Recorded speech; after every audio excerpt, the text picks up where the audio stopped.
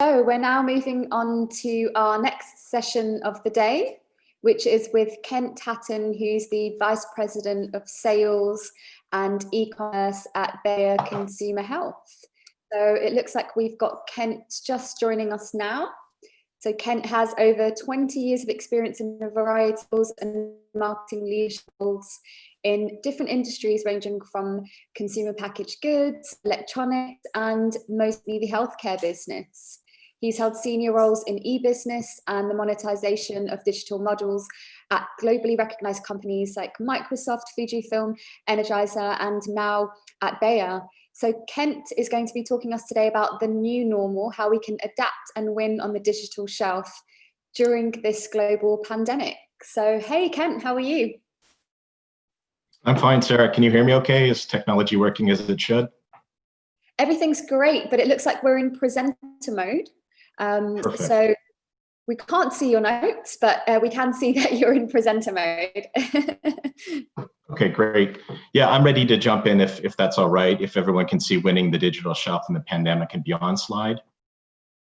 Yes, absolutely, but it looks like you're in the presenter mode rather than screen mode. So I think one of the buttons there somewhere, I think it's the one that looks like the screen, may help us to get into the full screen mode.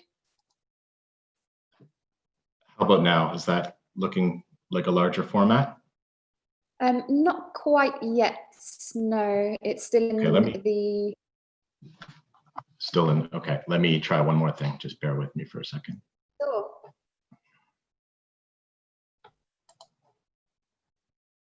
Looking very smart. Yeah, thank you. I've actually been wearing a tie since March 16th as a bit of a protest to COVID in hopes that it will soon be over. But so far, it's got the upper hand for sure. And on that note, I do want to mention that I hope everyone is keeping well, friends and family. Certainly in Ontario, there's been a strong second surge of late, and that's where I know most of the audience is. But it's really across Canada as well as you in London, England. I know things are difficult. You're in phase one, so I really hope everyone's keeping safe and well. I am going to try again here. If not, did it work that time? We can't see your screen just yet, but hopefully any second now. Otherwise, we've got a copy of your presentation as well that we can get up on screen if we need to.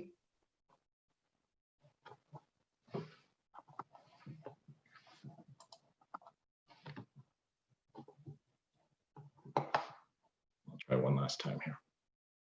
Great.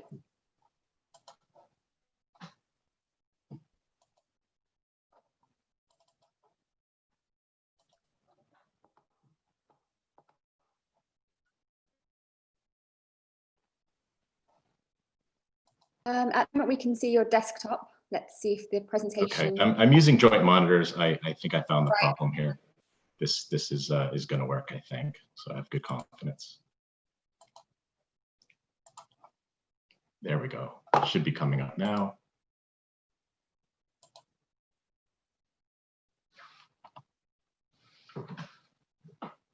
How about now, Sarah? Is it in the larger format? We can't see your screen just yet, but I think if you like, our team can get that up on screen. Then you'll be able to view it on this screen to talk us through. Okay, go ahead, please. That'd be fine. Yes, absolutely. So we are just getting that up for you now.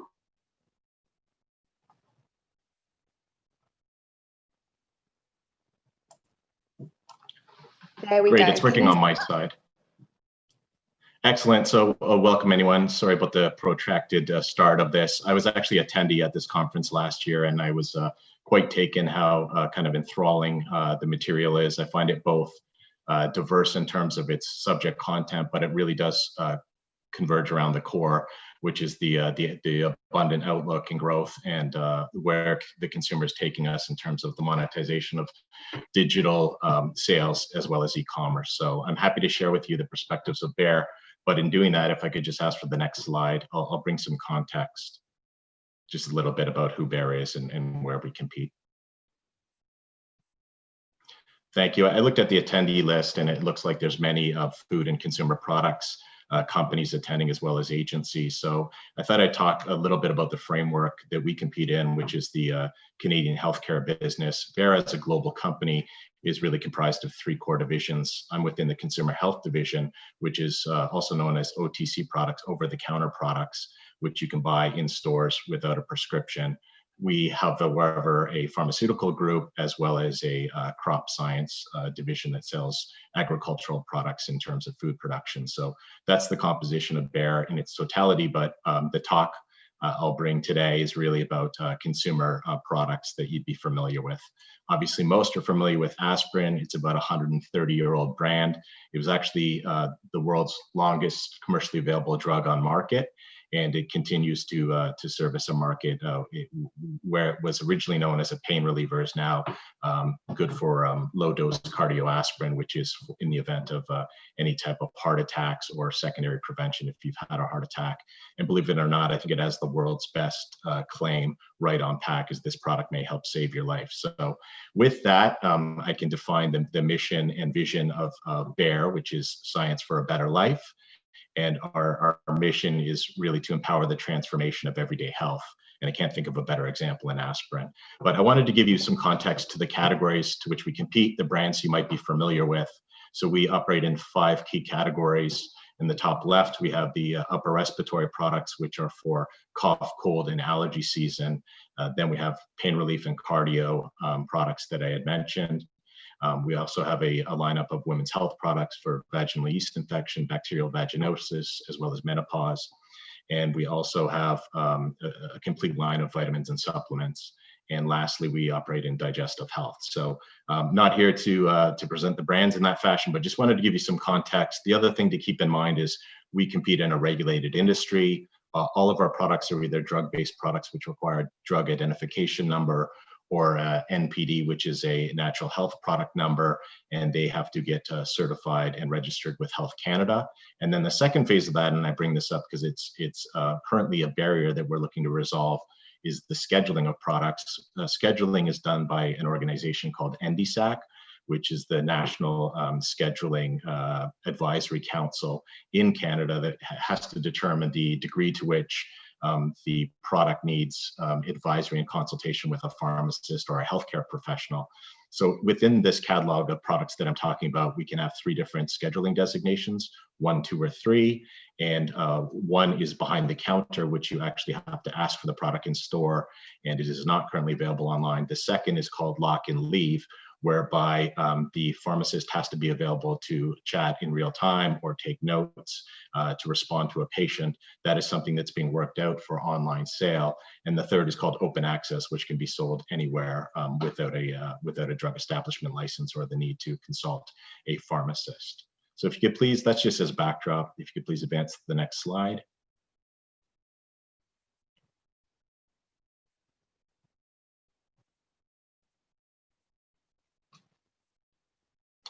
So what I wanted to share with you today, that I think really transformational growth in e-commerce will require a bold ambition. It's something you have to be all in to win, and you can't be half-hearted about it. I think probably the single biggest breakthrough at Bayer in my experiences in working on the business dedicated for the last 3 years is it really does require a distinct strategy, a different operating and business model, and dedicated resources. And when we made that change, that is really what was the catalyst to putting us on the path of growth. I cannot share the actual absolute numbers with you because they're confidential, and I know some competitors are part of this call today. But what I will provide you with is some context in terms of the scale and magnitude. So in 2016, we had a 5-year plan to double the business, and we have actually done that. Our 5-year CAGR is 84.7% in the last 5 years. It's actually 22 times bigger than it was. And as you get into kind of the law of big numbers, you can still have scale, but it's going to be diminished returns just because now you're starting to get into the tens of millions and approaching $100 million in sales. However, we do have a very bold goal to grow 10 times in the next 5 years. And that's the context that I wanted to present it. And there's nothing wrong with a 44.3% CAGR relative to most businesses, growing at the rate of inflation of 2 or 3%. So very highly ambitious, opportunity to grow in this segment. If you could advance the slide, please.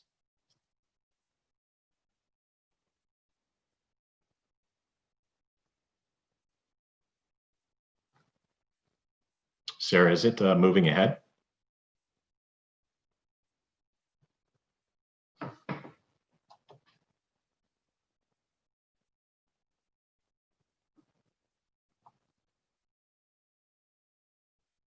I'm still not, thank you. So at the core of our strategy would be really coming at it, as I had mentioned, from a dedicated approach. And really the three dimensions of the keys to long-term success for us is to think about what needs to be done in the consumer market in terms of insights, brand strategy and creation, as well as most notably with the changes that are happening in the digital and media markets in terms of following the consumer in real time to be on their consumer journey and intersecting them at the right moments with your plans to navigate them towards e-commerce for conversion and sale.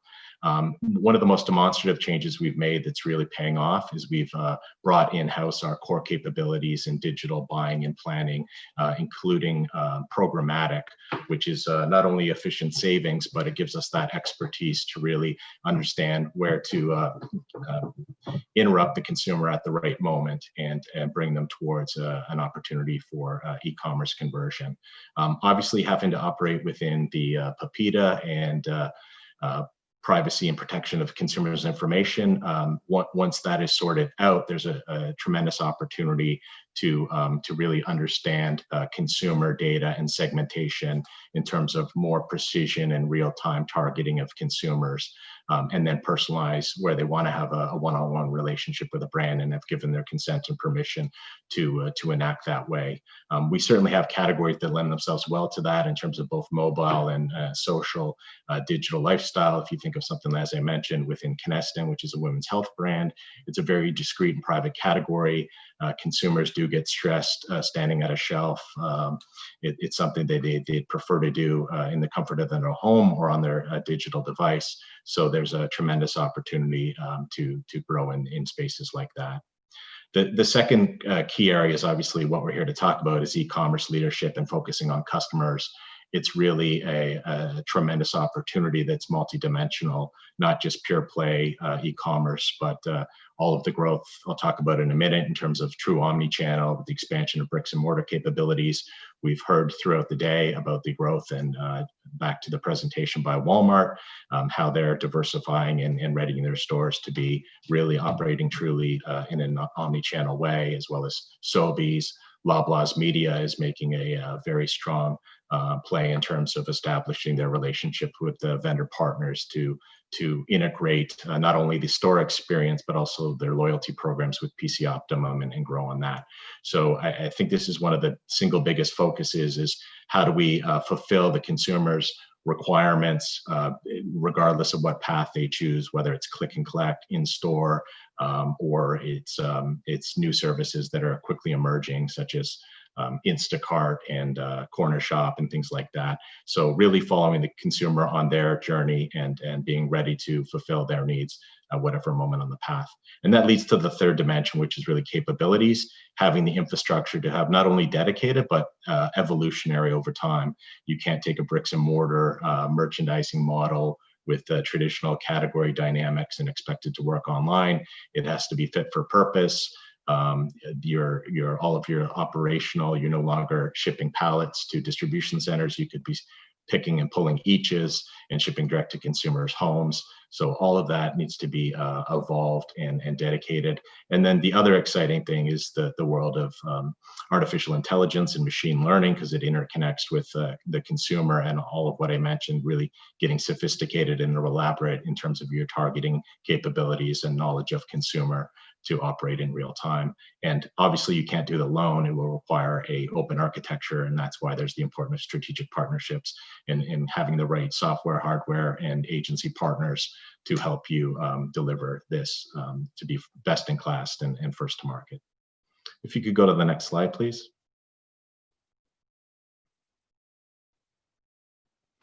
Again, this happens to be a annual planning calendar for our Amazon business. I think this was from 2019, but again, I had to kind of veil some of the actual activities. Some are multi-brand event campaigns, others are dedicated either seasonal events for individual brands or different activities and activations we do throughout the year. The real takeaway here is that it's important that you consider where the consumer is in their journey in the purchase funnel kind of decision-making map. And then it's appropriate to not only set the right performance measures and select KPIs that will deliver on that, but consider the interactions and the total opportunity with all of the available data that you get from Vendor Central and from Amazon or other partners like that to really understand, are you accomplishing what you want to, and could there be opportunities to drive consumers at various levels through the funnel. So you have a really complete map with different activities throughout the year. It's not always about awareness or conversion and loyalty. It could be trial, it could be growing penetration, it could be bringing in new users or trying to add to cart other secondary purchases. I'm going to give some examples of that. If you could advance the slide, please.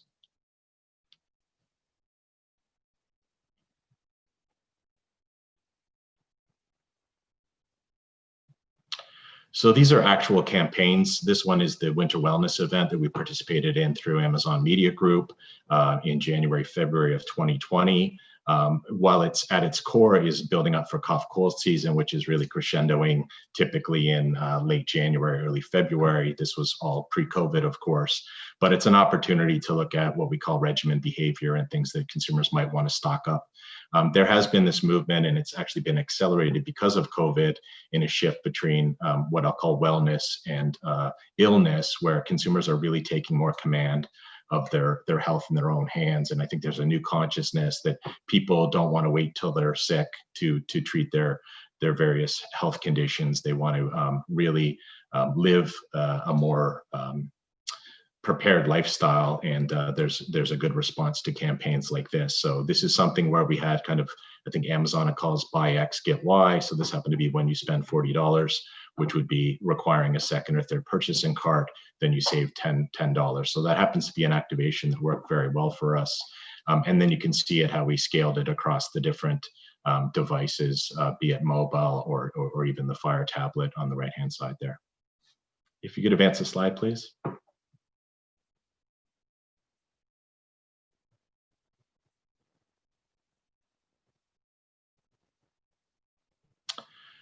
Here's another example in the top left where we actually created an event into ourselves. So once a year, it's actually 7/24, as in take care of yourself 7 days a week, 24 hours a day. Every July 24th is International Self-Care Day. And we took ownership of that by bringing forward this campaign, whereby it was a multi-purchase event. You buy one product, you save 5, buy 2, save 10, buy 3, and save 15. Again, that worked very well, and we were able to kind of co-develop not only the content, but the activation together with the retailer. In other examples, on the top right, we participate in Amazon Baby and Amazon Mom type campaigns. We make a nasal aspirator, which is for infants, because at a very young age, under the age of 2, they actually can't breathe when their nose is congested because they don't know how to breathe through their mouth. So it can be quite serious, and they're not sleeping and not eating properly. So we have a nasal aspirator that we sell, and that was one of the cornerstones. It's actually one of our best sellers online, and that was jointly promoted with other categories that you can see in the baby segment as well. So we've had some activations on that. Last but not least, we obviously buy campaign banners. Allergy season is another event that's quite predictable. We know what happens every May. Pollen season comes out, so we need to be ready to address that. And then there's some programmatic executions where we have in our multivitamin categories for Flintstones and One A Day. If you could go to the next slide, please.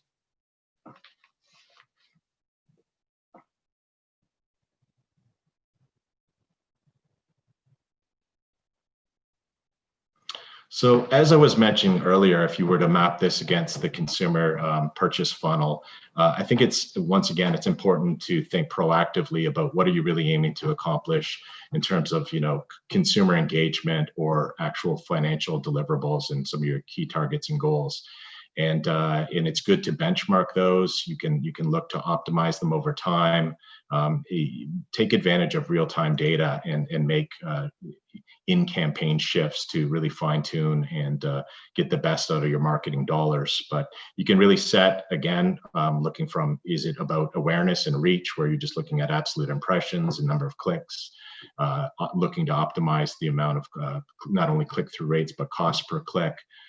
Going down the funnel into things more like conversion and discovery. It could be something like you're trying to trial consumers with Amazon's wine campaign or other equivalents. And then there's some more discrete, kind of really down the funnel goals to optimize and start to drive the flywheel, because it's all interconnected with the algorithms that run on e-commerce. So the better your ratings reviews, the higher your search ranking. Are you attracting new consumers?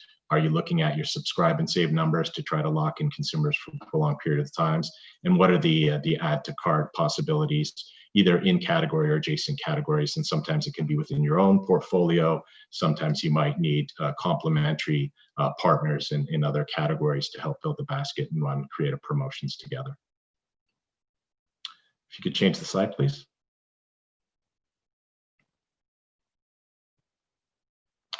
So again, on the left-hand side, I wanted to talk about what I've mentioned in terms of, and this is fairly consistent with what we've heard throughout the day.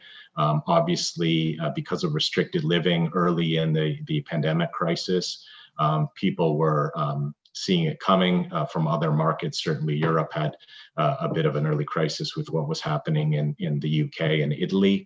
And in mid-March, we saw that huge spike in both our store-based business, up astronomically, like 50 to 60%, whereas our categories typically grow 3 to 5%.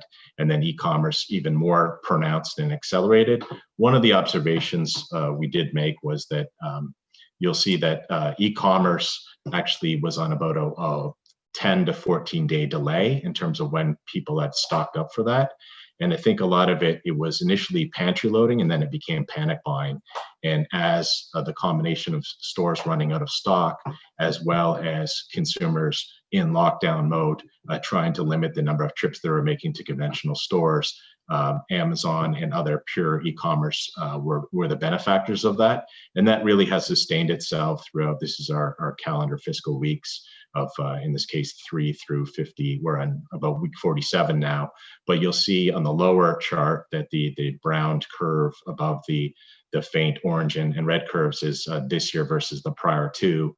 Whereas in store-based retail, you see after the big pantry load, there was a lot of noise for about the next 10 to 12 weeks. And then around week 34, you started to see the second phase of more pantry loading happening again.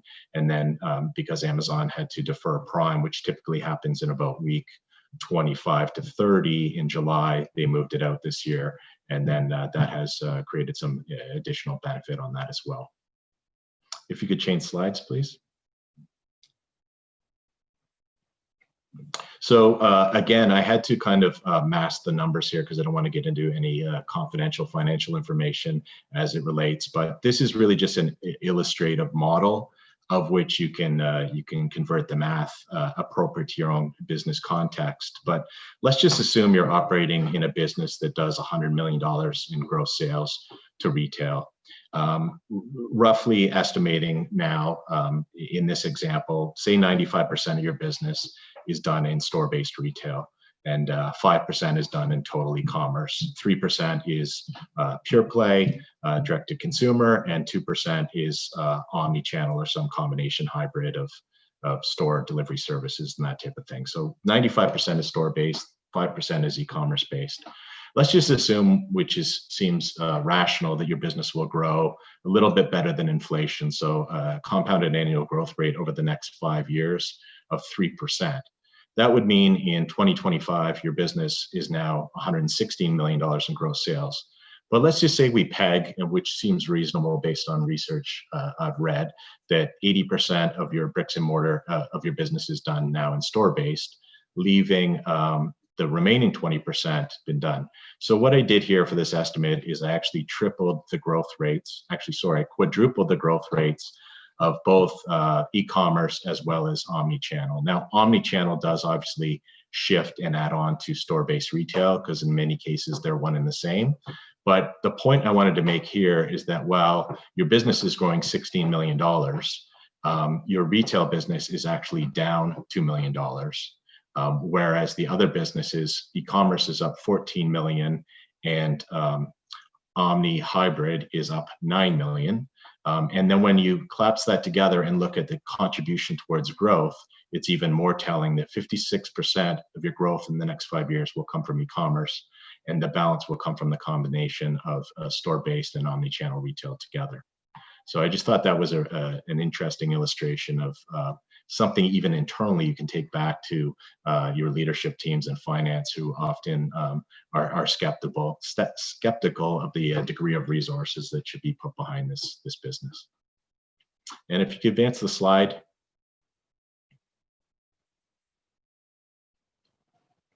So in closing, I kind of have three takeaways for you to consider that has worked for Bayer and will be continued to be part of our vision for growth going forward.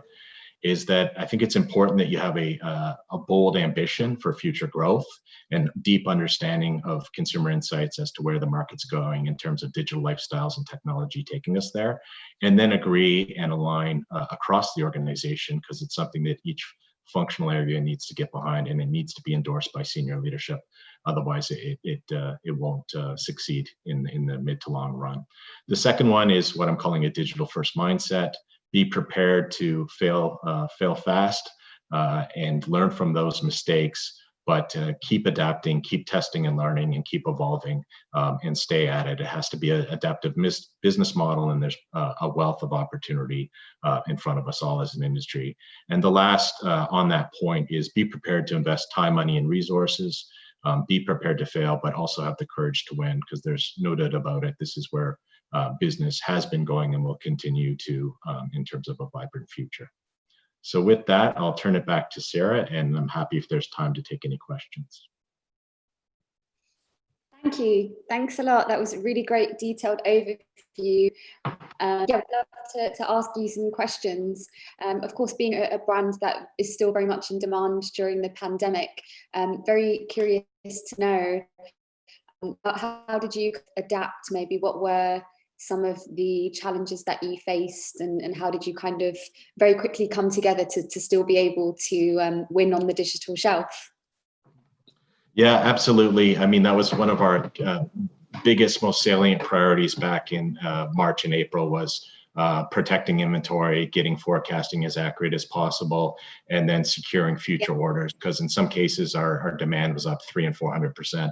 Most notably in the vitamin and supplements category. We actually make a vitamin C effervescent product that it's called Redoxin. You drop it in water and can drink up to 1,000 milligrams a day. It was seeing like record levels. We were able to fill the majority of demand, but business continuity and securing, because this is not something that was local, it was a global increased demand. So we were quite fortunate in terms of working with supply chain and getting product going, and it really was beneficial. And we don't expect that we think that is something that will be sustained over time. As I talked about, people are concerned about their health at new higher levels, and will change certain habits and lifestyle requirements. And I think multivitamins and drug-based alternatives, including naturals, will go beyond the pandemic.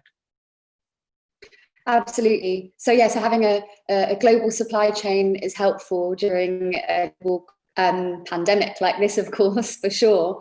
In Canada, you know, a lot of it is still in-store pickup or click and collect. So how did you work with the in-store retailers to sort of still manage that capability for in-store collection? Yeah, so as I mentioned, within days of our business continuity planning, we had top-to-top meetings with our most critical retailers to make sure we were handling allocation processes and refilling on their demand as best we could. And supply chain had a seat at the table in the majority of cases where we were talking directly to them. We got product out extremely quickly. We added capacity to our distribution centers to make sure we had available stock to meet their requirements.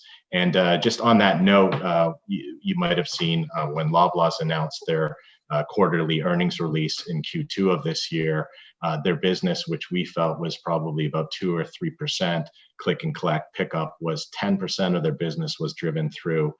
It actually just in the quarter was $1 billion in sales through click and collect. So it probably was up in the neighborhood of 300, 400, 500%. So it was definitely a strong movement towards that, and that will, I think, continue in the future. Oh, absolutely. Yeah. Yeah, I completely. I think, as we've been discussing kind of throughout the day, it's all about now how many people are going to remain as online shoppers since they've taken that first step. They've seen how easy it is, especially within categories like health and beauty and so on. So yeah, thank you so much for sharing your insights with us. Some really great learnings. And for anyone that would like to ask any more questions, since we've now run out of time, you can reach out to Ken on the Swapcard platform. So thank you so much for taking the time today, and hope you take care and stay safe as well. Thank you, Sarah. Take care.